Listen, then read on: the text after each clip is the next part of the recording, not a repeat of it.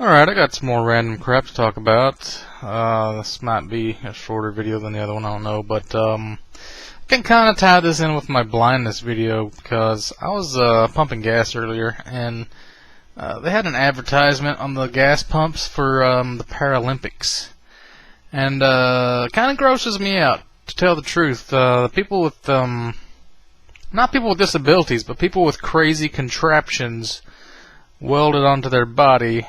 Like the stuff they put in the Olympics, or the Paralympics, it's like some kind of nightmarish dystopian future, almost some kind of weird, freaky, I don't know, it's just like cyborgs from Terminator or something. It's like, it freaks me out. Like, here's a picture that's similar to the one that I saw on the gas pump. And this one, I can't tell if the woman actually has her legs, like, tucked up underneath her. Like, maybe she's not even paralyzed. Maybe she's, like, mentally disabled, but she wants to compete in this one because it looks like her legs are like there. I think she's got shoes on, and if you look really close. But say you just have like half a body, and then you just replace the bottom of your body with a tricycle. That's just weird. It doesn't look right. Like, a wheelchair is fine because that's kind of like two wheels, two legs. You're in a chair that moves. It's just handy, and nothing wrong with that. But you put the fucking front wheel on, it's just, you got handlebars and shit, and it's not like you could go to a restaurant with it. It's just weird. It just doesn't look right. And then you got those people with those little springy feet, like that have had like amputations from the knee down. I mean, that's almost like cheating. It's like a grasshopper leg, when you think about it. I can see using it in everyday life so they have normal feet, but I don't know. It just weirds me out. Should these people be allowed to live? Seriously? Okay, yeah, that's taking a little bit too far.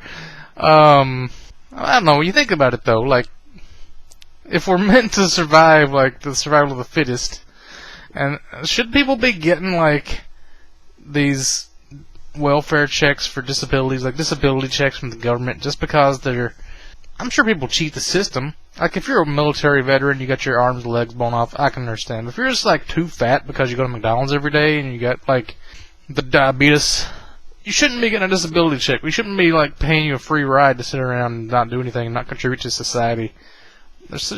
Darwinian evolution should, like, kill these people off if they're not doing anything or not contributing. I mean, if, say, you're born blind, you should still be able to, like, write books or something. You should be able to think up stories or listen to things and type it out, maybe. There should be a job that you could do where you're not just, like, sitting home all day and wasting your time. I'm sure that a lot of blind people actually do stuff, but I just have a problem with, like, you go to Walmart and you see these fat people in these stupid little carts because they're too lazy to walk. There's not anything wrong with them, they're just lazy. And it's like, you're not going to see them in the Olympics because the Olympics, the Paralympics, is all like people that have disability and they want to keep doing sports. They still want to, like, push their body to the limit, even though they only have half a body. Like, they have, like, a full working, operating body, these fat people, and they're just, like, driving around in little carts because they're lazy. They're not going to get any thinner because they're not even trying to walk.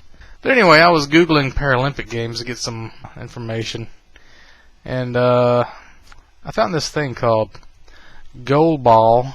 There's also a picture here. Let me put this up of a woman skiing. And what the hell is Paralympic skiing? You're just like sitting in a chair on skis. Like, what could you really possibly be doing without your legs? Your legs is pretty much all there is to skiing, isn't it? I mean, your arms kind of push you, but then your steering and everything is all legs, right? I guess you'd have to have some balls to be sitting on a chair going down a hill, like, at amazing speeds. But anyway, there's this goalball thing. I mean, if you look up goalball, if you go to the actual link on it, it doesn't say what it is. It's so unknown. It just says goalball tournaments have been staged at the Olympic Games since 1976. There's a list of all these cities where they've had medal winners from all these different countries. But they don't tell how to play it or what it is. But what they do say is that it's a sport for visually impaired or blind people. There's 3 different grades of visual impairment. So the people that are not completely blind but they can see a little bit, what they do is they take these blinders and they just put a mask over their face so everybody's on equal playing field. So everybody's playing this game with, they're all blind. They can't see what they're doing. And it looks like it's just like a court with a line in the middle, like a dodgeball thing, and there's a ball, and they're all just like laying on the ground, like fish, reaching out and trying to do stuff. Like, How would you know if you won or not? How do you know what you're doing? Is it like you go by the cheering of the crowd? Like, oh, that was kind of good when I push it over that way. I'm going to go for that way again next time I touch the ball, if it ever comes this way. How would you know? Like, do they even know what the rules are?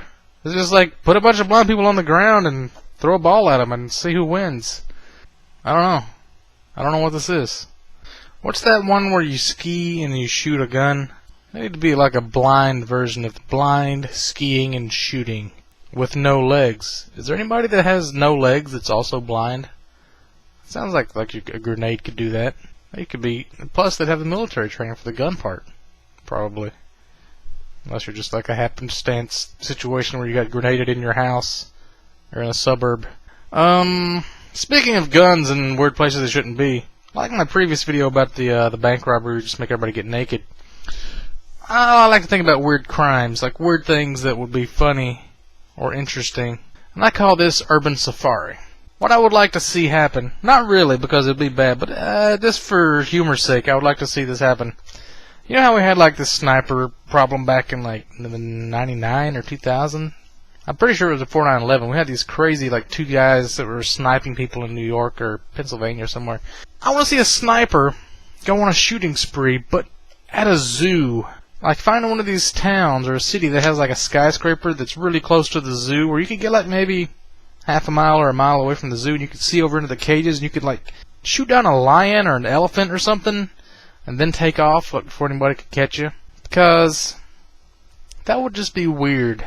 I know there's all these hunting rules, like you can't hunt deer at a certain time of the year and you can't overfish. But what would they do if you shot a fucking elephant that belongs to the zoo? I mean, it's already weird enough that we have zoos. Like, there's not supposed to be elephants in Tennessee. Like, I went to the Knoxville Zoo. There's not supposed to be elephants in Tennessee. It's just weird. They shouldn't be there. They're supposed to be in populations in sub-Saharan Africa, not spread out in every major city that has a zoo. They have to get so many elephants and tigers and lions and zebras and giraffes and antelope. Like, these animals are not supposed to be spread all over the United States, but they are, because we're so fucking high and mighty. We want to be able to see weird shit whenever we fucking want, without having to cross the ocean where they actually are supposed to be. I just think it's wrong to have zoos, even though like a lot of them are in danger, and I guess the zoos kind of keep them alive, but they shouldn't be in danger because we shouldn't be fucking hunting things for ivory tusks or whatever, but hunting them because it's funny, that's a little bit more. I guess you could shoot a rhino and it probably wouldn't even give a shit, especially from a mile away. It would just bounce right off, probably. I just want to see the look on a child's face when he's sitting there watching an elephant and he's at his lollipop, and all of a sudden the elephant just drops over and flops dead, and he's like, he just drops out of his mouth. He's like, what just happened? And it would be a good, interesting news story, which nobody's ever done before. Or you could just be an asshole sniper where you just like look at a coffee shop where people are sitting outdoors and you just shoot the cups out of people's hands just to piss them off, make them get coffee all over themselves. If you were that good and nobody got hurt. Problem with shooting animals in a zoo is you can't actually like get your trophy. I guess you could clip out the newspaper article from the next day, but you can't actually get the animal. I mean, how would you do that? How would you, say you went to like SeaWorld and fished it with some kind of like deep sea fishing equipment or something, like late at night when nobody was there. Would that work? Nah, it probably wouldn't work. It'd be weird having like a lion mounted on your wall that you killed in like Chicago or something. Yeah, I got this lion in Chicago. Where at? Oh, the fucking zoo? What do you think? The other thing I wanted to talk about was this idea I had that nobody, I don't think, has ever tried before. And, where did I come up with this idea? I think it was because somebody was talking about, some way of communicating, like, your thoughts and your ideas, like, some kind of sci-fi thing where you communicate wirelessly, maybe, or something. I don't know. Anyway, I was thinking about that. Like, how would you do that? How would you communicate your stuff wirelessly? Maybe you could hook something into your brain, like, it could read your thoughts and you could send somebody else's. And I was like, before you would get to that point where you'd go wireless, you would have to figure out a way to do it like, not wired, but like, analog, sort of, like connecting your two people's brains together via maybe a cable. Then I'm thinking, wait a minute, I've seen on Grey's Anatomy where they take people's brains, like they cut off the top of your skull, they remove your skull, and you can be conscious while they're doing this. They'll probe your brain and they can make you see certain things or have visions, or they can make you cry or have emotions because they're stimulating part of the brain that controls these things. And if you're in this not hermetically sealed environment, but like a really, you'd have to have a really clean operating room and everything's sanitary. And you would take two people's brains, remove their skulls, and then just touch their brains together and see if you could transmit thoughts back and forth, because it's all brain tissue, and brain tissue, is it wired in a certain way for it to go from one place to another? Or if you put them together, would eventually your thoughts start, like, the electrical currents would maybe short out? Or would they short out, or would they just keep going, like it would evolve into a different circuit? Where it would go from your part of your left hemisphere to the other person's right, and then back and forth to their left, and then your left, and then maybe you would still think the same, but it would go through somebody else's first, like a filter. Maybe they could offer their own input on it before it came back to you, maybe? How would that work? Like, would they just hear your thoughts if it worked? And then, I don't know. I wonder if anything at all would happen. Probably just a lot of a gooey mess. Like, say the part of your brain that thinks about logic and math is in contact with somebody else's part of their brain that experiences like emotion, and like when you think about a really intense calculus problem, the other person cries or wants to write a poem about it or something. I don't know. Would that work? How crazy would that be? And then eventually, if you figured out what this whole process was, like how it all works, then you could make like a wireless transmitter to just take these electrical currents and transmit them wirelessly back and forth. Because if, electrical currents all going around your brain normally, then it should be able to be transmitted or received. Right? Man, that would be something if you take like a really smart person and a really dumb person and touch their brains. Would the dumb person fill up with like smart stuff?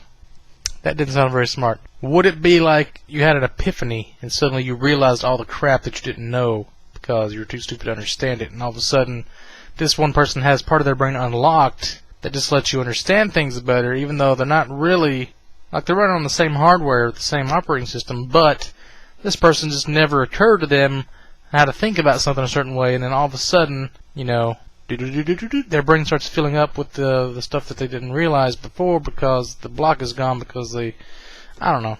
This is me without drugs. Imagine if I took drugs, the kind of crap that I would come up with.